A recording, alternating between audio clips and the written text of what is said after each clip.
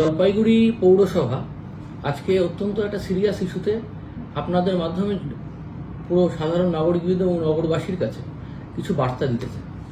খুব important point সেটা হচ্ছে যে 2024 সালে আমরা দেখেছিলাম যে ডেঙ্গু আক্রান্ত হয়েছিলেন এই জলপাইগুড়ি শহরে পৌর এলাকার মধ্যে 22 জন। এবছর জলপাইগুড়ি শহরে আমরা দেখতে পাচ্ছি যে প্রি মনসুনেই ইতিমধ্যে কিন্তু একটা বর্ষা এসে গেছে এবং এর ফলে কি হচ্ছে যে প্রচুর আউটডোরে যে কন্টেনারগুলো পড়ে থাকে তার মধ্যে জল জমে থাকছে এবং জল জমে থাকার ফলে একটা ডেঙ্গু বাড়ার প্রবণতা অত্যন্ত বেড়েছে।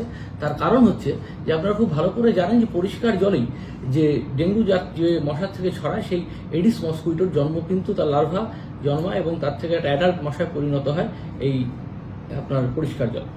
এবার যেটা হচ্ছে যে ফেব্রুয়ারি মাসে প্রথমে ওয়ার্ড নাম্বার 4-এ একজন ডেঙ্গু পেশেন্ট পজিটিভ ধরা পড়েন। তারপরে 1 বছর 6 মাসে একজন বালক তার ডেঙ্গু হয়, সে 12 নম্বর ওয়ার্ডে এবং স্টার্টটা হয় 1 মার্চ। এবং তারপরে দেখা যাচ্ছে যে দু মাস বয়সে 13 দিনের একটি কন্যা সন্তানের ডেঙ্গু হয়েছে, আক্রান্ত হয়েছে, সে ওয়ার্ড নাম্বার 4-এ। আপনারা জানেন যে ডিকেপিআই পোর্টাল যেখানে গভর্নমেন্ট ল্যাব থেকে টেস্ট হলে মানে আপনার জ্বরের যদি প্রথম 5 দিনের মধ্যে আপনি যদি পরীক্ষা করেন তাহলে আপনার যদি ডেঙ্গু আক্রান্ত হন তাহলে NS1 পজিটিভ হবে এবং তারপরে আফটার 5 ডে যদি হয় তাহলে আপনার IgM পজিটিভ হবে এবং তারপরে যদি মানে এবার ডেঙ্গু ভাইরাসটা শরীরে যখন ভাইরাসটাকে আটকানোর মতো প্রতিরোধ ক্ষমতা তৈরি হয়ে যায় তখন IgE পজিটিভ থাকে। জলপাইগুড়ি পৌরসভা বাড়ি ডোর টু ডোর কালেকশন করছে ময়লা। দয়া করে শহরবাসীর কাছে অনুরোধ, কেউ ময়লা বাইরে ফেলবেন না এবং কোথাও পরিষ্কার জল জমতে দেবেন না। এবার কি হয়েছে, আমাদের যে রাজ্য সরকারের নিয়ম আছে তাতে 9 জুন থেকে আমাদের এই হাউস হোল্ড সার্ভের যে মহিলারা তারা বাড়ি যাবে, ডেঙ্গু কোথাও পরিষ্কার জল আছে জমে আছে কিনা সেটা আইডেন্টিফাই করে দেবে এবং করলে সুপারভাইজাররা সেটা পরিষ্কার করে দেবে। কিন্তু আমরা দেখলাম যে জলপাইগুড়ি শহরে আগেই একটা ডেঙ্গু কিন্তু হওয়া শুরু হয়ে গেছে।